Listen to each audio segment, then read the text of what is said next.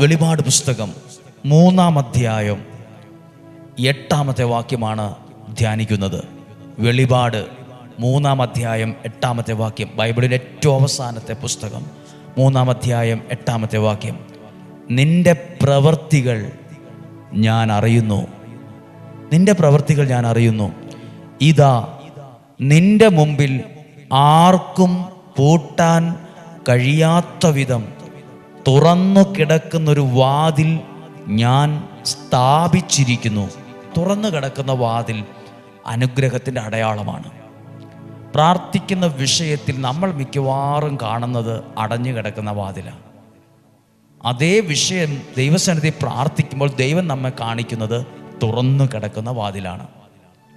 എന്താണ് ഈ വിഷയവുമായിട്ട് ബന്ധപ്പെട്ട് ഇപ്പോൾ ഒരാൾ ഒരു ഉദാഹരണം, ഒരാൾക്ക് ഒത്തിരി സാമ്പത്തിക പ്രശ്നം ഉണ്ടെന്നിരിക്കട്ടെ, പ്രതിസന്ധിയിലൂടെ കടന്നു പോകാമെന്നിരിക്കട്ടെ.